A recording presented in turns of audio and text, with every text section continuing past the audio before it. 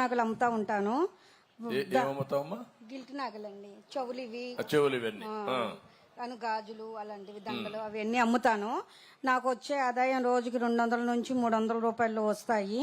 కానీ ఈ అన్నం క్యాంటీన్ లేకపోవడం మూలంగా పల్లెటూర్లు వెళ్ళి అమ్ముకొని వచ్చి బయట భోజనం తినాలంటే 200, 150 రూపాయలు పెట్టి తినలేక చాలా ఇబ్బందులు పడి ఎన్నో రోజులు పస్తులు ఉన్న రోజులు ఉన్నాయండి. ఈ అన్నం క్యాంటీన్ పెట్టడం వల్ల మేము కడుపు నిండా తినగలుగుతున్నామని, 5 రూపాయలకి భోజనం దొరుకుతుందని మేము చాలా సంతోషపడుతున్నామండి. ఇప్పుడు ఎన్ని గ్రామాలకు వెళ్తావమ్మా నువ్వు? చిన్న చిన్న పల్లెటూర్లు వెళ్తాను సార్. దేంట్లో వెళ్తావమ్మా? ఆటోలో వెళ్తాను సార్. ఆటో ఛార్జ్ నువ్వు పే చేసుకుని వెళ్తావా? అవును సార్. అంటే ఎప్పుడు ఆటో దొరికితే ఆటోలో వెళ్తావు? ఆటోలు దొరుకుతాయి సార్. ఇప్పుడు నీకు ఎంత లగేజ్ ఉంటుంది మొత్తం మోసేది? ఉంటుంది సార్. ఒక ఎన్ని కేజీలు రఫ్గా? ఒక 5 కేజీలు 6 కేజీలు ఉంటుందండి. నువ్వు మఫెడ్ ఇస్తే నేర్చుకుంటావా? అంటే సార్ స్కూటర్, చిన్న స్కూటర్ ఉంది కదా, నేర్చుకుంటానండి. నేర్చుకొని నువ్వు పోయి అమ్ముతావా? అమ్ముకుంటానండి. అది పనిచేస్తుందా? పనిచేస్తుందండి. తగిలించుకుంటే బాక్సులు అటు తగిలి సంచులు తగిలించుకొని చేత పట్టుకొని వెళ్తానండి ఇప్పుడు దాకా. ఈ అమ్మాయికి అదే అందుకని బాస్కెట్స్ కూడా ఉంటాయి పక్కన, అందులో పెట్టుకొని వెళ్ళొచ్చు. ఈ అమ్మాయికి స్కూటర్ కొనేయండి, అదే మరికి వీలైతే ఎలక్ట్రికల్ స్కూటర్ కొనిద్దాం. ఇంట్లోనే ఛార్జ్ చేసుకుంటుంది, పెట్రోల్ బంక్ కూడా పోయే పని లేకుండా కొనుక్కుంటుంది. అది వర్కౌట్ చేయండి. ఈ మోడల్స్ అన్ని మీరు వర్కౌట్ చేసి నాకు చెప్పాలి. ఓకే, కూర్చో. నువ్వేమ్మా ఏం చేస్తావమ్మా? సార్ నమస్కారం సార్, నా పేరు బాసంశెట్టి విజయలక్ష్మి. నేను ఇంతవరకు టిఫిన్ రన్నింగ్ చేసేదాన్ని సార్. ఇప్పుడు 3 పిల్లలతో నాకు కుదరక ఆప్ చేసి నేను ఎక్కడైనా ఫ్రైడ్ రైస్ లో గానీ ఏదైనా షాపుల్లో పనులు చేసుకుంటా పిల్లలు 3 ఆడపిల్లల్ని నేను పోషించుకుంటున్నాను సార్. నాకు వచ్చేది 200, 300.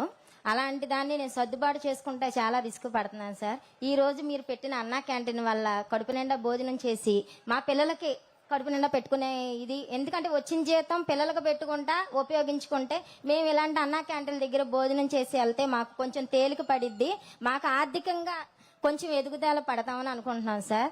మళ్ళీ ఏం చేస్తావు నువ్వు? టిఫిన్ బండి పెట్టేదాన్ని సార్. నేను ఇప్పుడు బయట షాపుల్లో వాటిలో చేస్తున్నాను, పని చేస్తున్నాను. అది కుదరట్లేదు పిల్లలతో, ఒకసారి వెళ్లకుండా చాలా ఇబ్బంది పడుతున్నాను సార్. 3 ఆడపిల్లల్ని పోషించుకుంటాం ఈ రోజుల్లో చాలా కష్టం అయిపోయింది. కానీ తప్పని పరిస్థితి మీద వెళ్తున్నాం సార్. మేము ఏం చదువుతారమ్మా మీ పిల్లలు? బీటెక్ చదువుతున్నారు సార్. 2 పాపలు VKRNBలో చదువుకుంటున్నారు. 3వ పాప నలంద స్కూల్లో చదువుతుంది సార్. బాగా చదివిస్తున్నాం సార్. బాగానే చదువుకుంటారు సార్. ఫ్రీ సీట్ మీదే కష్టపడి చదువుకుంటున్నారు సార్. ఇప్పుడు ఆ ఫీజు ఇన్వెస్ట్మెంట్ పడక చాలా ఇబ్బంది పడ్డాం సార్. మొన్న చెప్పారు సార్. ఒకప్పుడు మీరు కాలేజీకే నేరుగా పెట్టేవాళ్ళు, మమ్మల్ని పేరెంట్స్ ని ఎప్పుడు ఇబ్బంది పెట్టలేదు. ఇప్పుడు నేరుగా తల్లుల ఖాతా అని చెప్పి పెట్టినాక పేరెంట్స్ ని ఇబ్బంది పడుతున్నారండి కాలేజీ వాళ్ళు. అమ్మ మీకు వచ్చేది మాకు అనవసరం, మీరు పిల్లలకి మీరు పే చేయాలని చెప్పి మమ్మల్ని అడిగారు.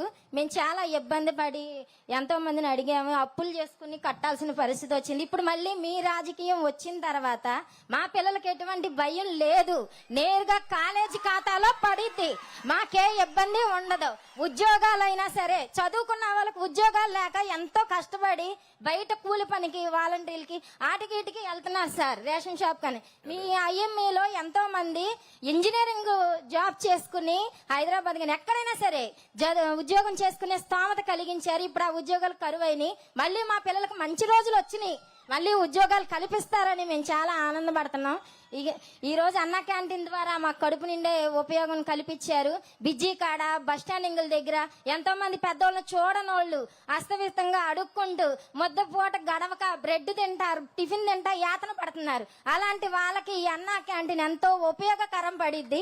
2 పూటలు కడుపు నిండా భోజనం చేసే అవకాశం కలిగిద్దని మేము చెప్తున్నాం సార్. ఇలాంటి అవకాశం ఇచ్చిన చంద్రబాబు నాయుడు గారికి, ముఖ్యమంత్రి గారికి మేమేమి ఇచ్చుకోగలం? ఆయన పాదాబంధనం తప్ప. ఇసుక వ్యాపారం చేస్తారు సార్. అది ఇప్పుడు మొన్నటిదాకా ఇసుకలు లేక మేము రోడ్డు మీద బండి పెట్టుకునే పరిస్థితి అప్పటి నుంచే స్టార్ట్ అయింది సార్. మీరుండగా మాకు ఇసుక కొరత లేదు, వచ్చింది పంపించుకుంటా సరిపోయింది. ఇప్పుడు ఆ ఇసుక అయిపోతాం, మేము చాలా ఇబ్బందులు పడ్డాం సార్. మీరు కూడా ఏం చేసుకుంటే బాగుపడతారో భార్యాభర్త ఆలోచించండి. కరెక్ట్ చెప్తాను. సరే సార్. నీకు ఎంతమంది పిల్లలమ్మా? 2 బాబులు. నీకు 2 బీడీఎస్ చేస్తుంది.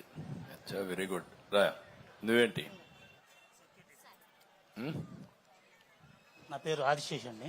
గట్టిగా